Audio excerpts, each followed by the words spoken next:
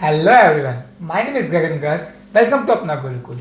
तो आपके बारे में काफ़ी लंबे टाइम के बाद मिल रहे हैं। अब दोबारा से वीडियो कॉन्स्टेंटली आनी शुरू हो जाएंगी। बीच में मैं किसी वजह से लेट हो गया था, तो कुछ दिन में वीडियो नहीं डाल पाया, 1-2 हफ्ते।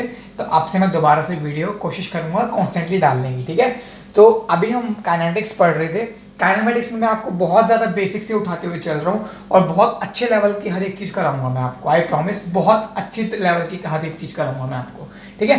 तो अब तक हमने काइनेमेटिक्स में बहुत ज़्यादा बेसिक चीज़ों की बात कर ली थी। वेलोसिटी की चर्चा कर ली थी, स्पीड की चर्चा कर ली थी, डिस्टेंस की, डिस्प्लेसमेंट की, average velocity, average instantaneous velocity, average speed, instantaneous speed, हर चीज़ को मैंने आपको फील दिला दिया। एक्सेलरेशन तक हम पहुंच गए थे और मैंने आपको एक्सेलरेशन आपको बता दिया था, ठीक है। एक्सेलरेशन मैंने आपको अच्छी सी फील दिला दी थी एक्सेलरेशन की। आज थोड़ा सा एक्सेलरेशन को एक्सटेंड करके उसके बाद नई टॉपिक में मूव करेंगे। एक्सेलरेशन में थोड़ा सा पार्ट रह गया था ताकि वो एक चीज़ और अच्छी सी फील आ जाएगी। इस टाइप के क्वेश्चन आ सकते हैं और चीज़ें समझ में आ जाएंगी। एक बार जो इंसान नया ये वाला लेक्चर अगर स्टार्टिंग में देख रहा है तो लास्ट लेक्चर जरूर देख ले, तभी उस ये वाला लेक्चर को समझ पाएगा। मतलब इस लेक्चर का जो स्टार्टिंग पार्ट है वो तभी समझ पाएगा जो लास्ट लेक्चर में पढ़ेगा, क्योंकि वो लास्ट लेक्चर को मैं कंटिन्यू करके चल रहा हूँ, ठीक है। तो एक्सेलरेशन का जो पार्ट था बेटा, मैंने आपको जो बताया था कि एक्सेलरेशन होता है, वो क्या होता है, ए नेट क्या होगा। अगर मैं मैग्नीट्यूड की बात कर रहा हूँ सिर्फ, वो क्या होगा, under root of A perpendicular का स्क्वायर प्लस ए पैरेलल का स्क्वायर। मैंने क्या किया था लास्ट टाइम पे, आपको फील दिलाई थी कि जो पैरेलल कंपोनेंट होता है वेलोसिटी के, पैरेलल कंपोनेंट होता है एक्सेलरेशन का, वो उसकी स्पीड चेंज करने के लिए रिस्पॉन्सिबल होता है। लेकिन जो उसका परपेंडिकुलर कंपोनेंट होता है वेलोसिटी के, जो परपेंडिकुलर कंपोनेंट होता है एक्सेलरेशन का, वो उसकी डायरेक्शन चेंज करने के लिए रिस्पॉन्सिबल होता है, ठीक है। तो ए नेट क्या है, ए नेट के दो कंपोनेंट अगर हम कर लेते हैं, ए के अगर हम दो कंपोनेंट कर लेते हैं तो उसका जो मैग्नीट्यूड होगा वो क्या होगा, ए परपेंडिकुलर स्क्वायर और ए पैरेलल का स्क्वायर का सम, उसका अंडर रूट, ठीक है। इसकी बात कर लेते हैं। अब मैं आपको एक क्वेश्चन के थ्रू आपको एक चीज समझाता हूं। बड़ा प्यारा सा कंसेप्ट है, ध्यान दीजिएगा, अच्छे से समझिएगा, ठीक है। क्वेश्चन क्या है बेटा, क्वेश्चन है v is equal to 2i cap plus 3j cap. अच्छा जी, और एक्सेलरेशन अपने को दे दिया, एक्सेलरेशन वेक्टर दे दिया अपने को i cap plus j cap. अच्छा, ये जो एक्सेलरेशन है वो कौन सा है, नेट एक्सेलरेशन है, ये तो अपने को पता है, ठीक है जी। अगर ये अपने को पता है तो अब मैं पूछ रहा हूं, मैं बोलता हूं find magnitude of A perpendicular. मेरे से पूछ रहे ए परपेंडिकुलर का मैग्नीट्यूड बताओ, ए परपेंडिकुलर का मैग्नीट्यूड बताओ। अच्छा, अब यहां से देख के कुछ भी समझ नहीं आएगा, हम ये कैसे निकालेंगे, ठीक है। अब इसको निकालने का क्या तरीका होगा, सबसे पहले इसको निकालने के लिए नया कंसेप्ट सीखते हैं। वो क्या होता है बेटा, कभी भी कोई दो वेक्टर हो, मान लेते हैं ये दो वेक्टर है, ये ए वेक्टर, ये बी वेक्टर। अब ए का कंपोनेंट बी के अलोंग लेना है, ए का कंपोनेंट बी के अलोंग। अगर ए का कंपोनेंट बी के अलोंग लेते हैं तो क्या होगा, ये परपेंडिकुलर डाला तो ये होगा। अच्छा, ये बात समझ में आती है अपने को। तो ये कितना होगा अपने पास, अगर ये थीटा है, ये थीटा है, तो अपने पास ये कितना आएगा, ए कॉस थीटा आ जाएगा, ठीक है। ए कॉस थीटा, मैग्नीट्यूड की बात करेंगे अभी। अगर ये लेंथ की बात करूं तो कितना आएगा, magnitude of A vector into cos theta. अच्छा, यही क्या है, ये अपने पास क्या आ रहा है, ये है किसका, ए का कंपोनेंट बी के अलोंग, ठीक है। तो अगर मैं बात करूं ए डॉट बी क्या होता है अपने पास, A dot B is equal to magnitude of A, magnitude of B and cos theta. अपने को क्या चाहिए, magnitude of A cos theta चाहिए। तो क्या है, magnitude of A cos theta is equal to A dot B upon magnitude of B, right. तो इससे क्या समझ में आ रहा है, अगर मैं कोई दो वेक्टर है ए और बी, अगर मैं ए का कंपोनेंट बी के अलोंग लूंगा तो उसका फॉर्मूला क्या बनेगा, उन दोनों वेक्टर का डॉट प्रोडक्ट अपॉन में मैग्नीट्यूड ऑफ जिसके अलोंग हम ले रहे हैं, जिसके अलोंग हम ले रहे हैं। ये अब बात आपको समझ में आई। अच्छा जी, अच्छा, अब यहां ये मैंने क्यों कराया आपको, ये कराने का रीजन क्या है, लेट्स सपोज अपना एक्सेलरेशन वेक्टर इज ये एंड वेलोसिटी वेक्टर इज ये। अच्छा, अब मैं क्या करूंगा, एक्सेलरेशन वेक्टर के दो टुकड़े कर दिए, एक पैरेलल एक परपेंडिकुलर, मैंने आपको लास्ट टाइम समझाया था, ठीक है। पैरेलल कंपोनेंट एक्सेलरेशन का किसे बोलते हैं, मतलब पैरेलल और परपेंडिकुलर किसके कर रहे हैं, वेलोसिटी के कर रहे हैं। तो यानी कि हम ए का कंपोनेंट ले रहे हैं किसके अलोंग, किसके अलोंग, वी के अलोंग, ठीक है। तो वो क्या है, ए पैरेलल है। तो यानी कि ए पैरेलल अपना कितना आया, ए पैरेलल का मैग्नीट्यूड अपने पास कितना आया, A vector dot V vector upon magnitude of V vector. इसी तरीके से किसका, ए का कंपोनेंट ले रहा हूं वी के अलोंग, तो जिसके अलोंग ले रहा हूं उसका नीचे मैग्नीट्यूड, ऊपर दोनों का डॉट प्रोडक्ट। तो यानी कि एक पैरेलल आ गया अपने पास कितना, ये इससे निकाल लेते हैं हम A dot V. A vector कितना था, एक सेकंड में कैमरे में लिखता हूं, दिख रहा है आपको, हाँ ठीक है दिख रहा है यहां तक। तो ए डॉट वी करो 2 इंटू, तो 2 plus 3 upon magnitude of V. Magnitude of V कितना है, under root of 2 square plus 3 square यानी कि 9 प्लस 4 यानी कि 13, under root of 13, that is 5 under root of 13। अच्छा, अपने पास क्या आया, ए पैरेलल अपने अपन ने निकाल लिया, कितना आ रहा है 5 अंडर रूट ऑफ 13। थोड़ा सा ऊपर लिख देता हूं, कितना आ रहा है अपने पास 2 plus 3 by under root of 13 that is 5 under root of 13। तो अपने पास ये क्या है, ए पैरेलल आ गया। अच्छा, अब हमें पता है A net is equal to under root of A perpendicular का स्क्वायर प्लस ए पैरेलल का स्क्वायर, दोनों साइड स्क्वायर कर दिया। A net square is equal to A perpendicular का स्क्वायर प्लस में ए पैरेलल का स्क्वायर। अच्छा, अब ए नेट स्क्वायर कितना आ गया, ये इसका मैग्नीट्यूड कितना आ रहा है, अंडर रूट ऑफ 1 प्लस 1 यानी कि 2, और उसका स्क्वायर कितना हुआ, अंडर रूट 2 का स्क्वायर 2 हो गया, तो 2 is equal to A perpendicular का स्क्वायर आपने को निकालना है, प्लस में ए पैरेलल का स्क्वायर। 5 रूट 3 क्या आ रहा है, ए पैरेलल आ रहा है, इसका स्क्वायर कर दो 25 बाई 13।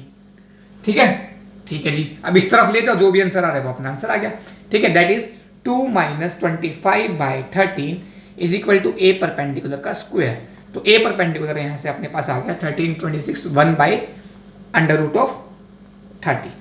ए परपेंडिकुलर अपने पास यहाँ पे क्या आ गया 1 बाई रूट 13। ये एक अच्छा क्वेश्चन है। अच्छा क्वेश्चन, अगर आपको कॉन्सेप्ट पता है तो कुछ भी नहीं है, लेकिन कॉन्सेप्ट नहीं पता तो अच्छा क्वेश्चन तो सभी होते हैं।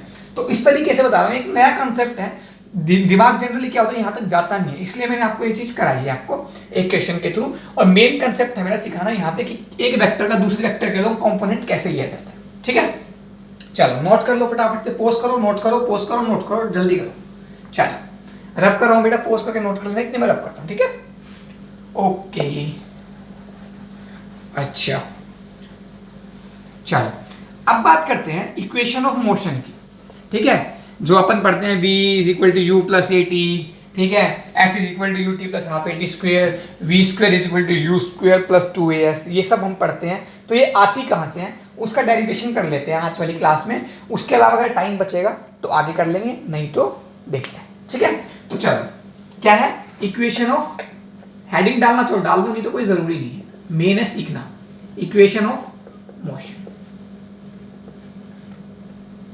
ठीक है। इक्वेशन ऑफ मोशन क्या कैसे कैसे निकालते हैं, एक सेकंड मार्क कर देखता हूँ, दूसरा वाला चल रहा है क्या, या चल रहा है, ठीक है। अच्छा, अपने को पता है, अपने को क्या पता है, अपने को पता है, हमें पता है a is equal to D V by D T, right. अच्छा, अगर इफ a इज कांस्टेंट, अगर एक्सेलरेशन कांस्टेंट है तो क्या होगा, a ऐसे वेक्टर फॉर्म में लिख लेते हैं। ठीक है, a vector into D T is equal to D V, दोनों साइड इंटीग्रेट कर देता हूं। इनिशियल वेलोसिटी को u मान लिया, फाइनल को v मान लिया, तो u से v तक इंटीग्रेट कर रहे हैं। a तो क्या है अपने पास कांस्टेंट है, तो कांस्टेंट बाहर आ जाएगा। तो टाइम 0 टू t अपन करते हैं generally, 0 to t, t1 to t2 भी कर सकते हैं, लेकिन 0 टू t लेके चल रहे हैं। टाइम 0 पे मैं u वेलोसिटी मान रहा हूं, टाइम t पर मैं v वेलोसिटी मान रहा हूं। ठीक है, तो क्या है अपने पास, एक्सेलरेशन कांस्टेंट तो बाहर आ गया, dt 0 to t is equal to dv u to v। तो यहां से क्या आ गया अपने पास, यहां से आ गया implies at is equal to v minus u, implies v is equal to u plus at। ये आ गई आपके पास एक इक्वेशन। कोई दिक्कत वाली बात, कोई परेशानी वाली बात नहीं है। ठीक है, v is equal to you plus A T आ गया, थोड़ा सा ऊपर लिख देता हूं ताकि दिख जाए आपको, v is equal to you plus A T, एक इक्वेशन आ गई यहां से। कोई दिक्कत, simple a is equal to D V by D T सबको पता है, अगर a कांस्टेंट है। अच्छा, अब इससे क्या समझ में आया कि ये इक्वेशन सिर्फ तब वैलिड है जब एक्सेलरेशन कांस्टेंट है। अगर एक्सेलरेशन वेरिएबल है तो इक्वेशन ऑफ मोशन जो हमने ड्राइव की है वो नहीं होगी, क्योंकि इंटीग्रेशन से बाहर मैंने a को कब निकाला, क्योंकि a कांस्टेंट है इसलिए। तो ये ध्यान रखना, a कांस्टेंट के लिए इक्वेशन होती है। जनरली इक्वेशन तो ड्राइव कर लेते हैं हम, लेकिन हम ये ध्यान नहीं रखते कि जो ये इक्वेशन है वो एक्सेलरेशन कांस्टेंट के लिए ही वैलिड होती है। अच्छा जी, चलो अब अपन करते हैं सेकंड इक्वेशन के लिए, देखते हैं क्या कर सकते हैं। अच्छा अपने पास ये आ गया, ये तो आ गया, मैं v को क्या लिख सकता हूं, d r by D t, d r vector by D t vector is equal to you plus A t. अच्छा, d r vector is equal to u d t plus A t d t. Integration कर दो हर side से, integration integration integration. इसको क्या, r initial से r final तक, इसको 0 टू टी, इसको 0 टू टी। अच्छा, क्या आ गया अपने पास, r final minus are initial is equal to U T plus half A T square. Integration किया है, ए तो बाहर आ जाएगा, टी डी टी का क्या है, टी स्क्वायर बाई 2। तो अपने पास इक्वेशन क्या आ गई है। अच्छा, R final minus are initial क्या होता है, डिस्प्लेसमेंट होता है। Position vector final position vector से इनिशियल पोजीशन वेक्टर को अगर ज्वाइन कर दूंगा मैं, तो क्या आएगा अपने पास, क्या आ जाएगा, एस आ जाएगा। तो ये आ गया डिस्प्लेसमेंट। तो ये displacement is equal to U T plus half A T square. एक इक्वेशन आ गई अपने पास ये, एक इक्वेशन आ गई अपने पास ये। अच्छा, अब क्या कर सकते हैं हम, अब मैं क्या करूंगा, इन दोनों इक्वेशन में से टी को एलिमिनेट कर देता हूं, टी को एलिमिनेट कर देते हैं। चलो करके देखते हैं, इस साइड वाली रब कर दूं, इस साइड वाली रब कर देता हूं, चलो। अच्छा,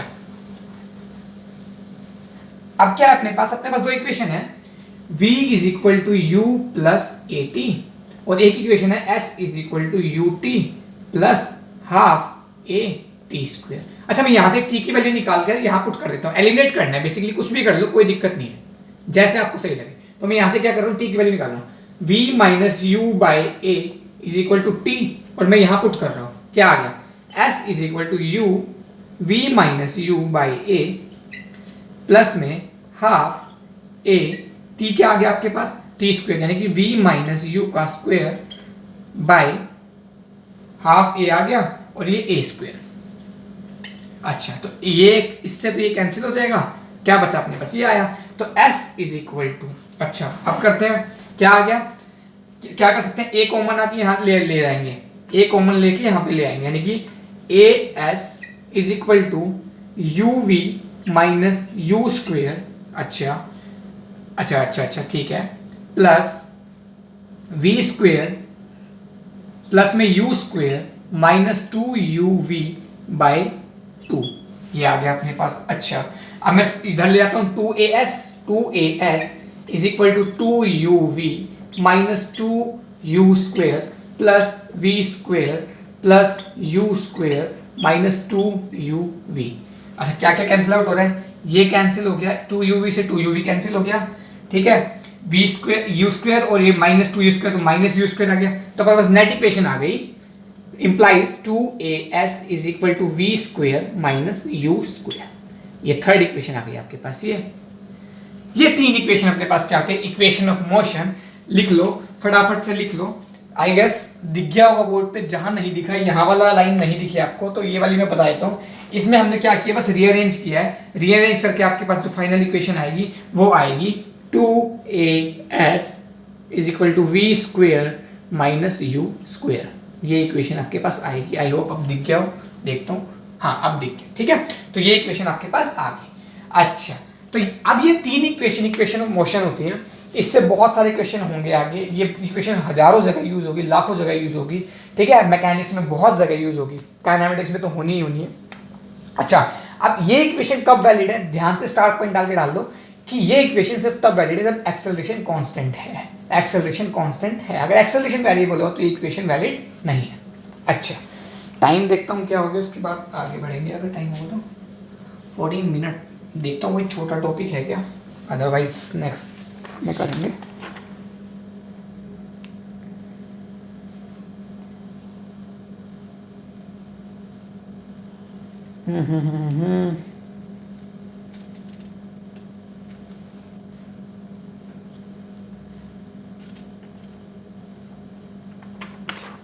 कुछ है क्या, इतने आप फटाफट से नोट कर लो, नोट करोगे।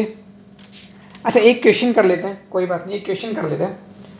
क्वेश्चन क्या कहते हैं, फटाफट से नोट कर लिया आपने, नोट कर लिया। इस क्वेश्चन को यूज करने का तरीका बताता हूँ, उससे एक क्वेश्चन कर लेते हैं, बाकी आप बहुत सारी प्रैक्टिस करना, प्रैक्टिस करोगे आगे बढ़ोगे। कोई दिक्कत आएगी बता देना, कोई प्रॉब्लम नहीं है।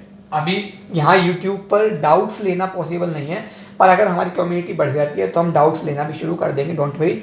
अभी के लिए आप सिर्फ टॉपिक पढ़ो, प्रैक्टिस करो खुद से, और फिर भी किसी बच्चे को डाउट आते हैं तो वो कमेंट बॉक्स में डाल सकते हैं, ठीक है। चलो मैं रब करूँ, ओके। एक क्वेश्चन फटाफट से देखो,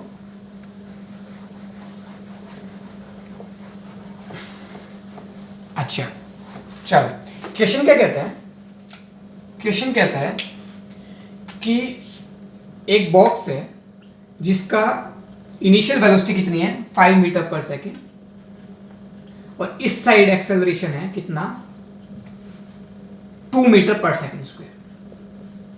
क्वेश्चन है फाइंड डिस्टेंस,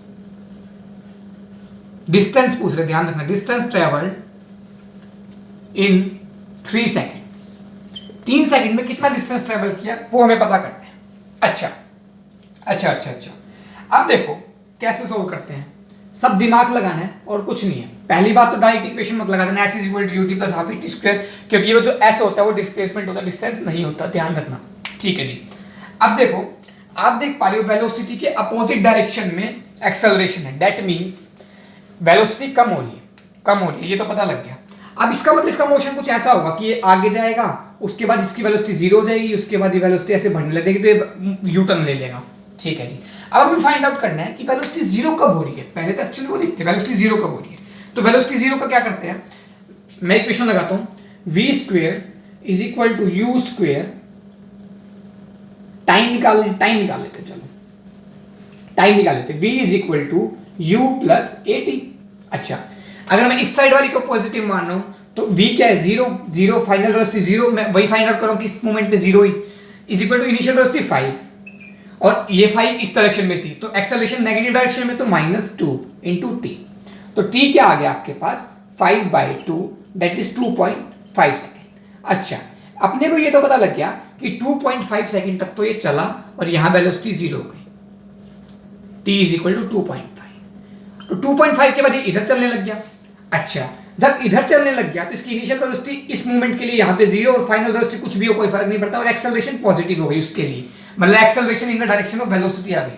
अच्छा, तो हम पहले हमने क्या किया, इसको 2 पार्ट में डिवाइड करते हैं क्योंकि डिस्टेंस निकालना है। अगर मैं डायरेक्ट फॉर्मूला लगा देता s is equal to u t plus half A T square का, तो क्या होता, डिस्प्लेसमेंट निकल जाता और आंसर आ जाता गलत। अपने को निकालना क्या है, ये डिस्टेंस निकालना अपने को। ठीक है, मान लेते ये t is equal to 0.5 second है, 3 सेकंड के निकाले, 2.5 सेकंड तो यही हो गए, 0.5 यहाँ हो गया, तो अपने को 2 पार्ट में डिवाइड करना पड़ेगा। 2 पार्ट में डिवाइड कैसे, यहां से यहां तक कितना चला वो फाइंड आउट कर लेते हैं। यहां से यहां तक चलने के लिए क्या होगा, v square is equal to u square plus 2s, समझ में आ रहा है, v 0 है, u स्क्वायर 25 हो गया, माइनस क्योंकि एक्सेलरेशन नेगेटिव डायरेक्शन में -2 इंटू s, ठीक है, यानी कि 25/4 इज इक्वल टू s1, यानी कि यहां से लेके यहां तक ये चला कितना 25/4, दैट इज 6.25 मीटर तो यहां तक चल गया। अब अपने को ये और निकालना है, ये निकालने के लिए क्या भाई, v स्क्वायर नहीं, ये वाली नहीं लगाएंगे, अब लगा देंगे हम कौन सी वाली, कोई भी इक्वेशन लगा लो जो आपको सूटेबल लगे। हम लगा लेते हैं s is equal to u t plus half A T square. Basically हमें देखना अपने पास नोन क्या क्या चीजें, अब ये लगाओ। अब डायरेक्शन क्या है, इनिशियल वेलोसिटी क्या है, यहां पे आने के बाद इनिशियल वेलोसिटी 0 हो गई इस मोमेंट पे, ठीक है, तो s is equal to half, अब चल किस डायरेक्शन में, इस डायरेक्शन में, और एक्सेलरेशन भी इसी डायरेक्शन में, तो क्या हो गया, एक्सेलरेशन पॉजिटिव, तो क्या हो गया 2 into T square, T square क्या है 0.5 का स्क्वायर,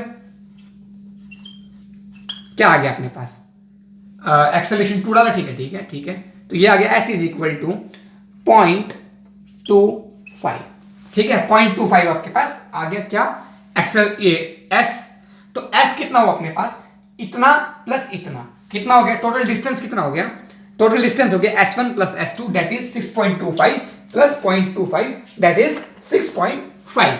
आई होप ये चीज आपको समझ में आई होगी। आपको क्या थोड़ा सा बेसिक लॉजिकल दिमाग लगाना है, इसके अलावा इस टॉपिक में कुछ भी नहीं है। इक्वेशन ऑफ मोशन में अपने को बेसिक दिमाग लगाना है, जो टर्म्स हैं वो आपको क्लियर होनी चाहिए, इसलिए मैं आपको हर चीज बेसिक से करा रहा हूँ।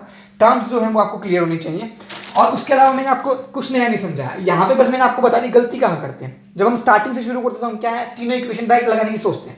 अगर मैं इक्वेशन डायरेक्ट लगाया तो डिस्प्लेसमेंट मिलता, डिस्प्लेसमेंट हमें नहीं पता ना कि डिस्टेंस और डिस्प्लेसमेंट बराबर है या नहीं। उसने यू टर्न मारा, अगर मान लो यू टर्न मारता ही नहीं, अगर मैं पूछता 2 सेकंड तक कितना डिस्टेंस है, तो शायद मेरा आंसर डिस्टेंस और डिस्प्लेसमेंट बराबर ही आ जाता, क्योंकि यू टर्न ही नहीं मारा, सीधा चलता रहा, तो जितना डिस्टेंस हो उतना डिस्प्लेसमेंट हो गया। तो ये चीज अपने को लॉजिकली सोचनी पड़ेगी, ठीक है। तो अभी इस लेक्चर में यही समाप्त करते हैं। अगले लेक्चर में मोशन अंडर ग्रेविटी से स्टार्ट करके आपको आगे बढ़ाऊंगा, ठीक है। तब तक के लिए रिवाइज करते रहो, पढ़ते रहो। बाय बाय, टेक केयर, अलविदा।